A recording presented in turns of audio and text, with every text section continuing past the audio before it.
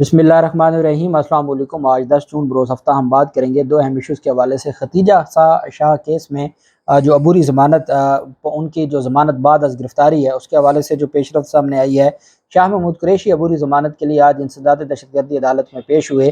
पाकिस्तान तहरीक इंसाफ की रहनुमा को हज के लिए उन्होंने जाना था, वफाकी हुकूमत ने हज पर जाने से रोक दिया है और इंतकाम यहाँ तक पहुँच गया है। और वो खातून MNA हैं पाकिस्तान तहरीक इंसाफ की। और साथ हम बात करेंगे परवेज़ खटक की जानिब से जो स्टेटमेंट सामने आई है, क्योंकि कल से एक खबर गर्दिश कर रही थी कि वो भी जहांगीर तरीन की जो पार्टी है उसको ज्वाइन कर रहे हैं।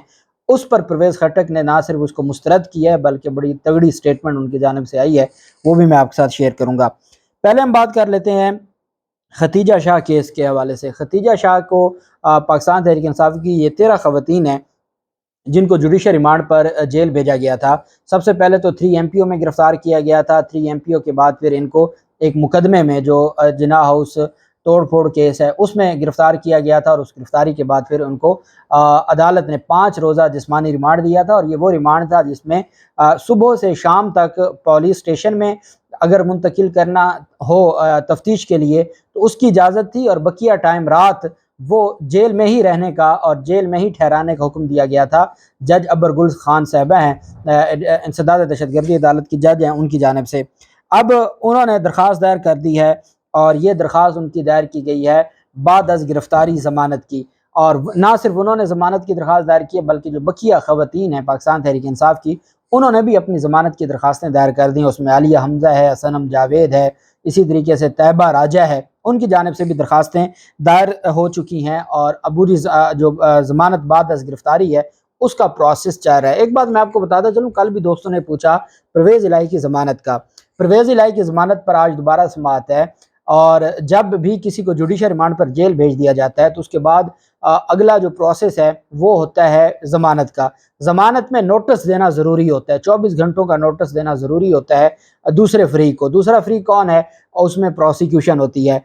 और हमेशा ये किया जाता है, पुलिस या कोई भी जो अथॉरिटी है, जो भी प्रोसिक्यूशन है, वो FIA हो सकती है, वो एंटी करप्शन हो सकती है, वो ANF हो सकती है, उनकी हमेशा ये कोशिश होती है कि जब ज़मानत का केस हो और बाद अज़ गिरफ़्तारी ज़मानत हो तो वो रिकॉर्ड अदालत में पेश करने में 2-3 पेशियाँ लगा देते हैं। उसका मकसद क्या होता है? मकसद सिर्फ ये होता है कि हर सूरत मामला डिले किया जाए, जितने दिन वो जेल में गुजार सकता है वो गुजार ले और डिले किया जाए।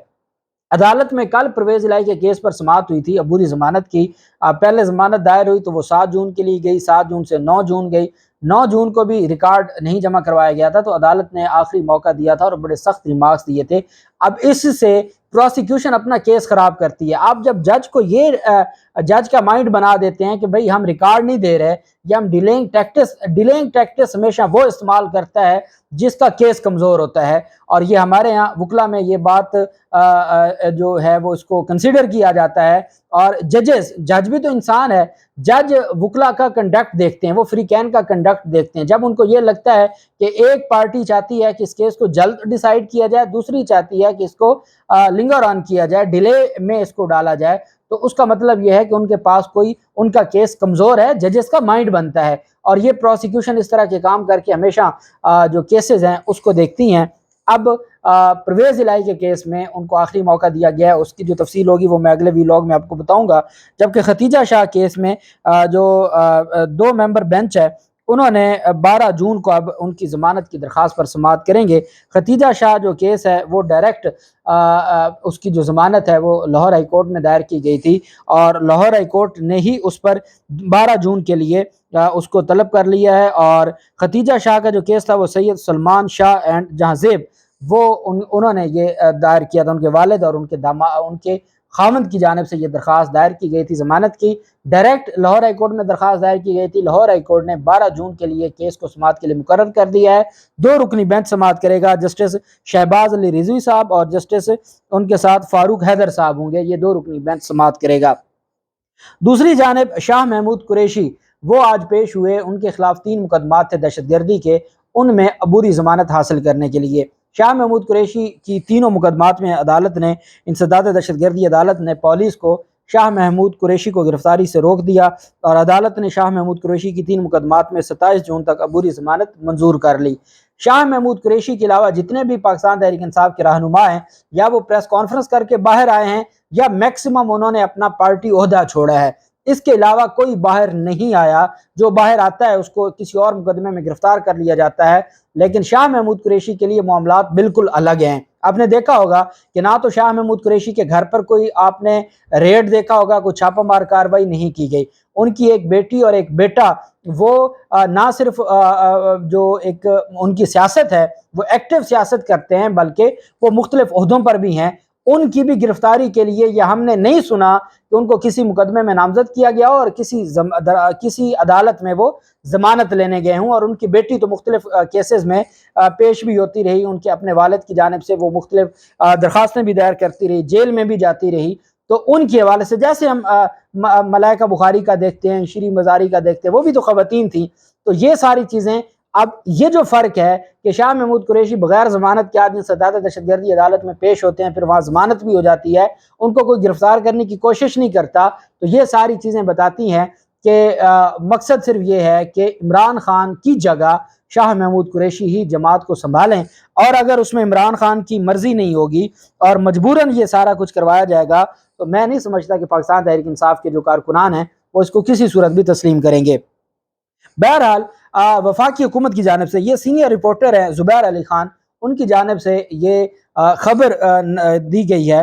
ان کا یہ کہنا ہے کہ وفاقی حکومت نے پاکستان تحریک انصاف کی رکن قومی اسمبلی عظمیٰ ریاض کو حج پر جانے سے روک دیا۔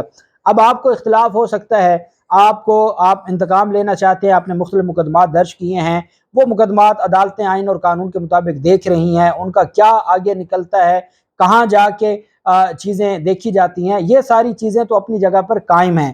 لیکن اگر کوئی حج کے لیے جا رہا ہے اور فریضہ حج کے لیے جا رہا ہے، چونکہ وہ ایک فرض ہے، اور اگر کوئی خاتون پہلے سے ہی تیار تھیں، وہ آج تو نہیں نا درخواست دی، اس کا مطلب ہے انہوں نے پروسیس پہلے ہی شروع کیا ہوا تھا، ان کا نام آیا اور وہ حج کے لیے جا رہی تھی اور ان کو روکا گیا وفاقی حکومت کی جانب سے، تو میں سمجھتا ہوں کہ یہ اور افسوسناک، تو اب لفظ بہت کم چھوٹا ہو گیا ہے۔ جتنے پچھلے اس عرصے میں ہم نے 12-14 مہینوں میں جو ہم نے کاروائیاں دیکھی جس طریقے سے انسانی حقوق کے حوالے سے اور بہت ساری چیزیں ہیں، تو اب یہ الفاظ افسوسناک، شرمناک، یہ بہت چھوٹے لگتے ہیں، اور ایسا لگتا ہے کہ ہمارے ملک کا جو نظام ہے وہ انتہائی تباہی کی طرف جا رہا ہے، جہاں پر صرف اور صرف آپ اپنا انتقام، آپ کا جو سیاسی انتقام ہے، آپ صرف اسی کو ملحوظ خاطر رکھے ہوئے ہیں، اس کے سامنے اور کچھ بھی نہیں ہے، اس کے سامنے اور کسی چیز کی حیثیت نہیں ہے۔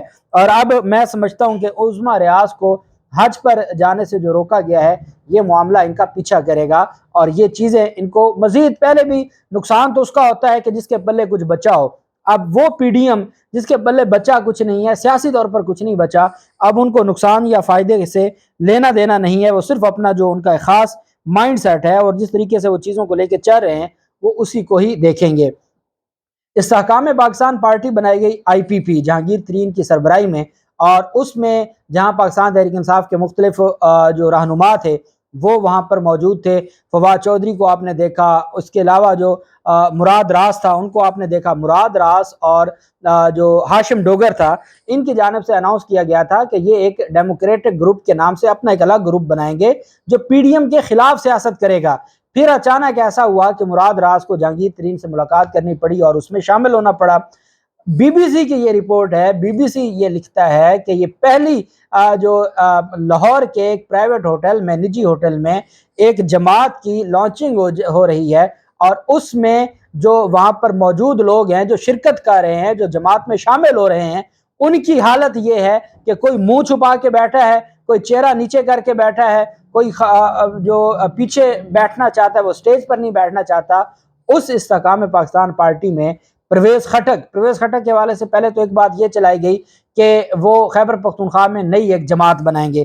میں نے آپ کو بتایا تھا کہ خیبر پختونخوا میں اس طرح جماعتیں نہیں بنتی، وہاں کے لوگوں کا، وہاں کا ان کا جو ایک رویہ ہے، ان کی جو اپروچ ہے وہ ایسی نہیں ہے کہ وہ کسی بھی عمران خان کو چھوڑ کے وہ پرویز خٹک کے ساتھ کھڑے ہو جائیں گے، ایسا نہیں ہو سکتا۔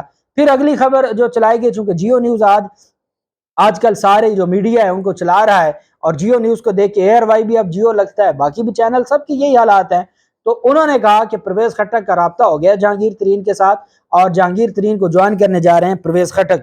اس پر سختی سے تردید کی ہے پرویز خٹک نے۔ آج کچھ گھنٹے پہلے پرویز خٹک کی جانب سے یہ کہا گیا ہے کہ میں واضح کرنا چاہتا ہوں کہ میں کسی دوسری پارٹی میں شامل نہیں ہوا، چونکہ پرویز خٹک وہ ہیں جنہوں نے پاکستان تحریک انصاف کو نہیں چھوڑا تھا، انہوں نے صرف اپنا جو عہدہ تھا خیبر پختونخوا کی صدارت کا اس کو چھوڑا تھا، اور انہوں نے پاکستان تحریک انصاف کو نہیں چھوڑا تھا۔ تو ان کی جانب سے کہا گیا کہ میں تردید کرتا ہوں اس حوالے سے میرے بارے میں سوشل میڈیا پر اور میڈیا پر جو خبریں پھیلائی جا رہی ہیں وہ مکمل جھوٹ ہیں، جھوٹ پر مبنی ہیں اور بے بنیاد ہیں، اور میں بھی نہیں سمجھتا کہ پرویز خٹک اتنا بڑا رسک لے گا اپنی سیاست کا بیڑا غرق کرنے کے لیے۔ پہلے پی ڈی ایم کا بٹھا بیٹھ چکا ہے، جو انہوں نے بیانیہ بنایا، جس طریقے سے یہ کاروائیاں کرتے رہے، اور اب آ کے اگر اسی طرح کا معاملہ پرویز خٹک نے بھی کرنا ہے تو کوئی بھی سیاسی بندہ، پنجاب میں معاملات کچھ اور ہیں لیکن خیبر پختونخوا میں اتنا بڑا رسک نہیں لے سکتا، اور جو یہ چاہتے تھے کہ پرویز خٹک کو جنہوں نے یہ کہا، الزامات لگائے اور ایک بیانیہ بنایا، وہ بھی بری طرح آج ختم ہو گیا ہے، اس کی تردید آ گئی ہے۔ اللہ پاک پاکستان کا حامی و ناصر ہو۔ بہت شکریہ، اللہ حافظ، پاکستان زندہ باد۔